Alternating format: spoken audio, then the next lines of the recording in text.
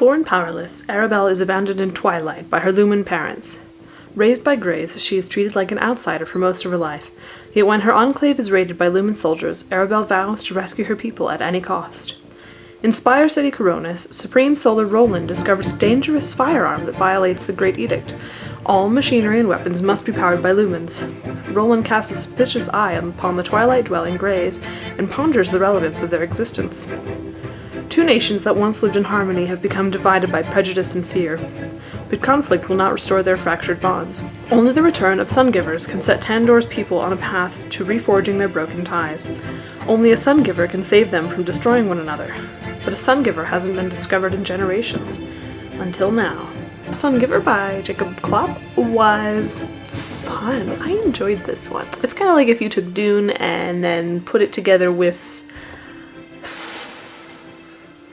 sort of like your standard rebellion to create a new world that has been forgotten in the past type of thing. It was fun.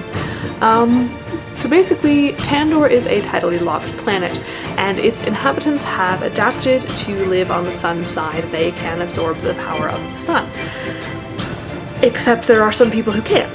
They are the Greys, as opposed to the Lumens, and the more sun power you can absorb, the more your social standing tends to increase. So therefore Greys are at like the way bottom edge of the scale, as in slaves in a lot of places. So we start off the story learning about Arabelle, who was abandoned by her parents because she was born Grey, and she, adapted to her life in the Grey Enclave, and then things start to change. And it's very interesting. So it's kind of this really cool dichotomy that you get to see with the Grey Society and then the Spire City Society, and there's a lot of different perspectives on the world, which I liked. I liked the way that this was done. So, yeah.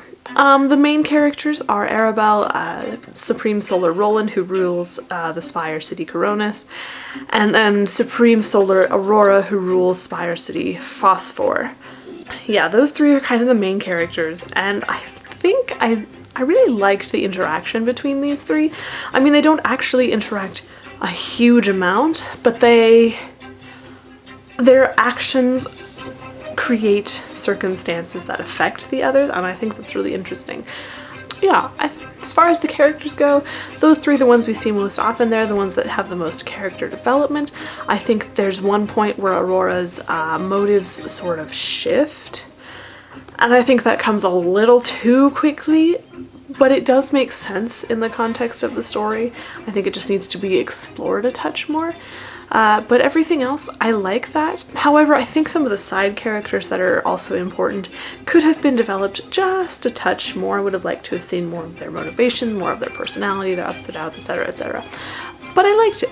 As far as the plot goes, it's not hugely complex. You know fairly quickly what's going to happen, and it's very interesting. There were a couple of spots that I liked that were more of a surprise than otherwise. On the whole, there wasn't a whole lot of guesswork, and that is perfectly okay. I really enjoyed not having to guess about what was going to happen. I liked knowing who our heroes were and who our villains were, and I think that was very interesting. And it was just fun. I liked the plot. It was enjoyable. It was just a fun read. I'd say my main critique is that the beginning is a bit exposition-y. There's a lot of world building narrative description that goes on, which does get a little slow. However, that only lasts for about 8-9% of the novel. I'm going by Kindle terms because I read it on ebook. Yeah, so 8-9% of the novel, and then that goes away and it turns into a really well written, really well done piece. I liked it. It was fun and enjoyable and entertaining. I don't know why, but desert worlds hold a great fascination for me, especially tidally locked planets. Super fun to explore. If you are interested in Sungiver, which I would definitely recommend, great read, very entertaining, kind of Dune-ish, and I like Dune quite a lot, so that always helps. As usual, all of the links are in the description box below. You can find them there.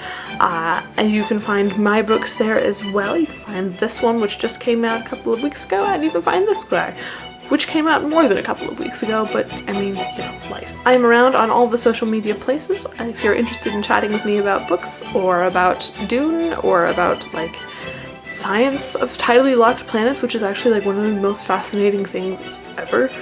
By the way, the moon, our moon, is tidally locked. Super cool. Anyways, that's pretty much all I've got for you today. I hope everyone's not going too crazy. The stay-at-home orders have seemed to go on for rather a long time, but we're here. We're doing okay. I hope everyone else is doing okay also. Yeah, if you want to talk, let me know. That's all I've got for you today, and I will see you next time.